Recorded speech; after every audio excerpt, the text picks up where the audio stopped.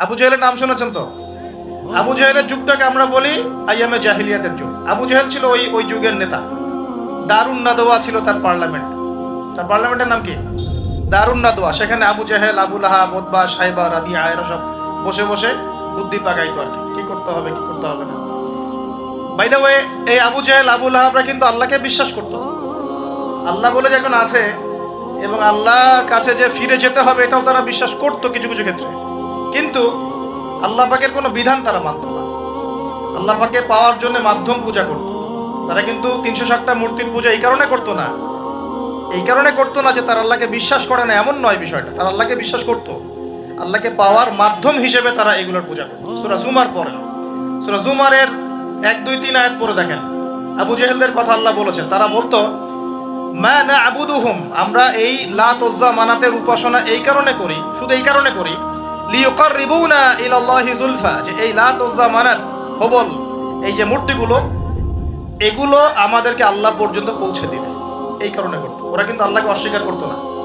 এমনকি বদর যুদ্ধে যাওয়ার সময়ও আবু জেহেল কিন্তু কাবা ঘরে দোয়া করে গেছে। তারা কিন্তু হজ ওমরাও করতো, বিকৃত হজ ওমরা করতো। তো এটা মনে করবেন না যে আবু জেহেলরা আল্লাহকে বিশ্বাস করতো না। এবার আবু জেহেলকে চিনতে পারছেন? আবু জেহেল কেমন ব্যক্তি? যে আল্লাহকে বিশ্বাস করে ঠিকই, কিন্তু আল্লাহ পাকের কোনো বিধান মানতে চায় না। তো এখন এই 90 আবু জেহেলরা আমাদের সমাজে আছে কি নাই বলে? আমি কি মিলাইতে পারতেছি? আমি আমার চেষ্টা করছি আপনাদেরকে সহজ করে বোঝানোর জন্য, কিন্তু পারছি কিনা জানি না। অনেক সময় হয় কি যে নিজেরা অনেক কিছু বুঝি কিন্তু বোঝাতে পারি না। বোঝাতে পারাটাও একটা আল্লাহ পাকের রহমত। মানে কাউকে বোঝাতে পারানোটা কিন্তু আল্লাহ পাকের রহমত। অনেক সময় দেখবেন আপনি বুঝতে পারছেন অনেক কিছু, কিন্তু মানুষকে বোঝাতে পারছেন না। তা আমি চেষ্টা করছি বোঝানোর জন্য, আমি কতটুকু পারছি আমি জানি না। এই যে আবু জেহেলকে চিনতে পারলেন? আবু জেহেল এমন একজন বুদ্ধিজীবী মানুষ, খুব বুদ্ধি তার, কারণ তার নাম হচ্ছে আবুল হাকাম। কি নাম? আবুল হাকাম। আবু জেহেলের নাম আবু জেহেল না, আবু জেহেলের নাম আবুল হাকাম, মানে জ্ঞানের পিতা। ওই সমাজের মানুষ তাকে বলতো জ্ঞানের পিতা। জ্ঞানের পিতা, ফিলোসফার, সে দার্শনিক, সে বুদ্ধিজীবী। বুঝতে পারছেন না কথা? আইয়ামে জাহিলিয়াতের মানুষ তাকে সম্মান দিয়ে কথা বলতো, তাকে বলতো তুমি জ্ঞানের পিতা। তা আমাদের ইসলাম তাকে আবু জেহেল কেন বলছে তাহলে? কারণ সে আল্লাহ পাককে চিনতো। আল্লাহ পাককে চেনার পরেও আল্লাহ পাকের বিধানকে সরাসরি বিরোধিতা করেছে। কোনো অজ্ঞ মানুষ ছাড়া এই কাজ কেউ করতে পারে? এখন বলেন এরকম মানুষ সমাজে আছে কি নাই? এই 90 আবু জেহেলরা আছে না নাই? আছে রে ভাই, আছে, আছে না? এরকম মানুষও পৃথিবীতে সমাজে আছে। তো এখন বলেন আবু জেহেলদের যুগে আল্লাহ পাক কুরআন হাদিস নাজিল করলেন কেন? কি প্রয়োজন ছিল? উত্তর, আবু জেহেলদের যুগের মধ্যে বর্তমান সময়ের মতো শিরক ছিল। কি ছিল ভাই? আবু জেহেলদের যুগে বর্তমান সময়ের মতো সুদ ছিল, সুদ। আবু জেহেলদের যুগে বর্তমান সময়ের মতো মাদক ছিল।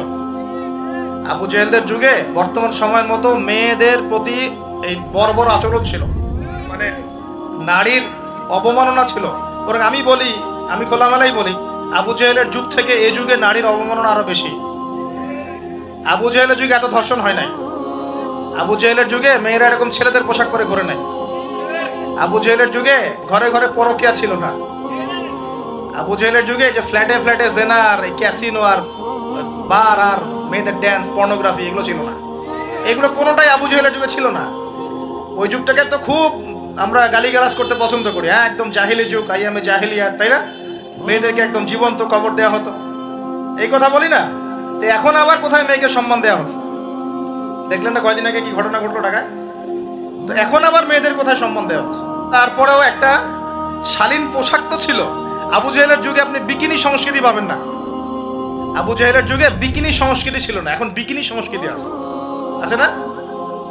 এই যে আপনারা তো লন্ডন করেন খুব, ওখানে কি দেখে আসেন? কি দেখে আসেন?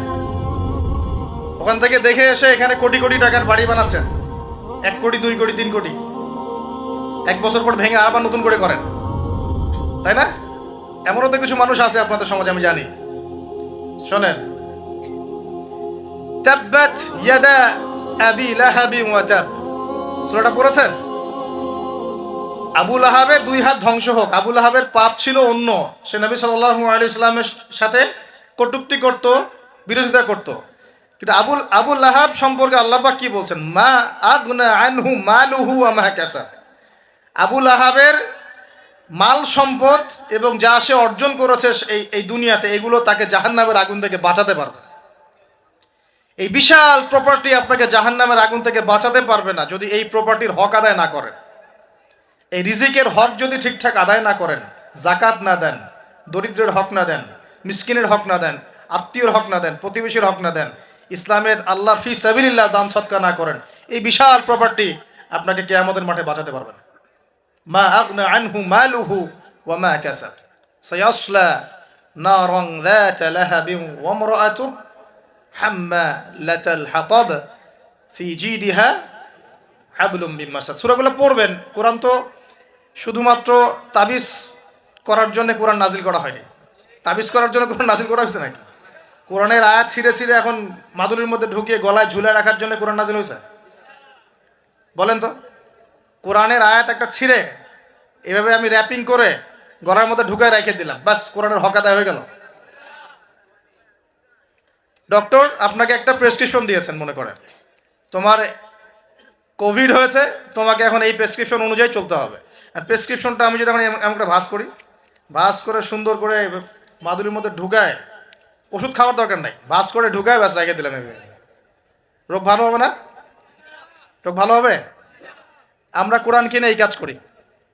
আমরা কোরআন কিনে কেউ কেউ এই কাজ করি, সবাই না, কেউ কেউ। কোরআন শেফা মানে কি? কোরআন আপনার রুহের শেফা এবং দেহের শেফা। কখন? যখন কোরআন বুঝে আমল করবেন তখন। কোরআন পড়ে বুঝে যখন আমল করবেন তখন কোরআন শেফা এবং রহমত বুশরা। আল্লাহ পাক আমাদেরকে বোঝার তৌফিক দান করুন। তবে হ্যাঁ, কোরআনের আয়াত থেকে ঝাড়ফুঁক করা যায়, ঝাড়ফুঁক করা যেতে পারে, পানি পড়া খাওয়া যেতে পারে এবং এই পানি দিয়ে গোসলও করা যেতে পারে ইত্যাদি। কিন্তু আপনি তো ছিঁড়ে ছিঁড়ে ছিঁড়ে ছিঁড়ে খালি গলায়, পায়ে, হাতে ঝুলে রাখতে পারেন না। আল্লাহ পাক আমাদেরকে বোঝার তৌফিক দান করুন। প্রিয় ভাইয়েরা, এখন এতটুকু তো বুঝতে পারলাম যে কোরআন কোন সময় নাজিল হয়েছে। তাহলে ভাই কার যুগে? আবু জাহেলের যুগে। আবু জাহেলের যুগে কি কি ছিল?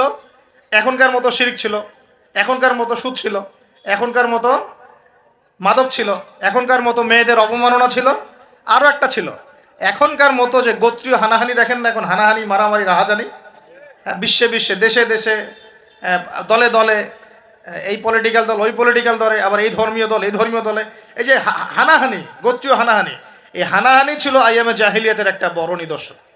তো এরকম একটা সমাজে আল্লাহ পাক কোরআন এবং হাদিস নাজিল করলেন কেন? ইসলামী সমাজ গঠন করার জন্য, যেটা আপনি টপিক দিয়েছেন। এখন ইসলাম কি আর সমাজ কি? ইসলাম হচ্ছে এক কথায় আল্লাহর সামনে আত্মসমর্পণ করা। আল্লাহর সামনে আত্মসমর্পণ মানে কি? আল্লাহ কি আমার সামনে দাঁড়িয়ে আছেন? আল্লাহ পাকে আমার সামনে দাঁড়িয়ে আছেন, আমি গিয়ে পায়ে সেজদা করব? আল্লাহর সামনে আত্মসমর্পণ মানে কি? আল্লাহ পাককে চোখে দেখা যায়? আল্লাহ রাব্বুল আলামিনকে দুনিয়ার কোনো চোখ দেখতে পারবে না, সুবহানাল্লাহ। হ্যাঁ, জান্নাতে যারা যাবে তারা আল্লাহকে দেখতে পারবে ইনশাআল্লাহ। আর ইনশাআল্লাহ আমরা আশা করি আমরা সেই কাতারভুক্ত হব ইনশাআল্লাহ। একদিন না একদিন আমরা আল্লাহকে দেখবো ইনশাআল্লাহ। নবীজিকে আয়েশা রাদিয়াল্লাহু আনহা বলছিলেন, আল্লাহ পাককে কিভাবে দেখবে মানুষ ইয়া রাসূলুল্লাহ সাল্লাল্লাহু আলাইহি ওয়াসাল্লাম? তিনি বলছেন যে তোমরা পূর্ণিমার চাঁদ দেখতে তোমাদের কোনো অসুবিধা হয়? তখন সাহাবীরা বলছেন, না, পূর্ণিমার চাঁদ তো আমরা জাজল্যমান দেখতে পারি। ঠিক এভাবেই তোমরা আল্লাহকে দেখবে ইনশাআল্লাহ। এটা হবে জান্নাতের সবচেয়ে বড় নিয়ামত। জান্নাতের সবচেয়ে বড় নিয়ামত হচ্ছে আল্লাহর দর্শন, দিদার। তো এই দুনিয়ার চোখ আল্লাহকে দেখবে না, তাহলে আল্লাহ পাক কিভাবে আমাদের সাথে যোগাযোগ করবেন? আল্লাহ পাক এই দুনিয়ার মধ্যে কিছু মানুষকে বাছাই করবেন নবুয়ত দেওয়ার জন্য। কি দেওয়ার জন্য? নবুয়ত। যে মানুষদের সাথে আল্লাহ পাক যোগাযোগ করবেন আল্লাহর ওহির মধ্য দিয়ে। কিসের মাধ্যমে? ওহিটা কি সরাসরি নেমে আসবে না কেউ নিয়ে আসবে? এখন কেউ নিয়ে আসবে, কে নিয়ে আসবে? তার নাম হচ্ছে জিবরাইল আলাইহিস সালাম। কি নাম? আল্লাহ রব্বুল আলামিন জিবরাইল আলাইহিস সালামের মাধ্যমে কোরআন সুন্নাহর এই ওহী সর্বশেষ নবী মুহাম্মদ সাল্লাল্লাহু আলাইহি ওয়াসাল্লামের কলবে ওহী করেছেন। খুশি হন নাই? কোন যুগে ওহী করেছেন? আবু জেহেলের যুগে। কোন যুগে? যে যুগটার সাথে আমাদের যুগের মিল আছে। আচ্ছা, এখন আল্লাহ পাক বলেছেন এর সামনে তোমরা মাথা নত করো। মাথা নত মানে কি? জাস্ট মাথাটা নত করে দেওয়া? মাথা নত মানে নিজের ইচ্ছাকে সঁপে দাও, নিজের ইচ্ছাকে সঁপে দাও। মন চাচ্ছে আমি নামাজ পড়বো না, আল্লাহ বলছেন পড়তে হবে, এর নাম সঁপে দেওয়া। মন চাচ্ছে আমি একটু মদ খাই, আল্লাহ বলেছেন খাওয়া যাবে না, হারাম, এর নাম সঁপে দেওয়া। মন চাচ্ছে একটা মেয়ের সাথে একটু কি করি, ডেটিং করি, একটা মেয়েকে নিয়ে ফুর্তি করি, আল্লাহ বলছেন জেনা করা যাবে না, এর নাম সঁপে দেওয়া। মন চাচ্ছে ভরপেট খাই রমজান মাসে, আল্লাহ বলছেন না, রমজান মাসে খাওয়া যাবে না, রোজা রেখে, এর নাম সঁপে দেওয়া। মন চাচ্ছে সম্পদের পাহাড় গর্ব, কাউকে কিছু দিব না, আল্লাহ বলছেন না, নেশাব হয়ে গেলে জাকাত দেওয়া লাগবে, এটা হলো সঁপে দেওয়া। সঁপে দেওয়া মানে কি? আল্লাহ পাকের বিধিবিধানের সামনে নিজের ইচ্ছাকে আত্মসমর্পণ কর, যে আল্লাহ যা বলেছেন আমি তাই করব, যা ছেড়ে দিতে বলেছেন ছেড়ে দিব, দ্যাটস অল। এর নাম ইসলাম। ইসলাম হলো এই বিষয়টার নাম, যে নিজের ইচ্ছাটাকে আল্লাহ পাকের বিধানের সামনে আত্মসমর্পণ করে দেওয়া। আমরা অনেকেই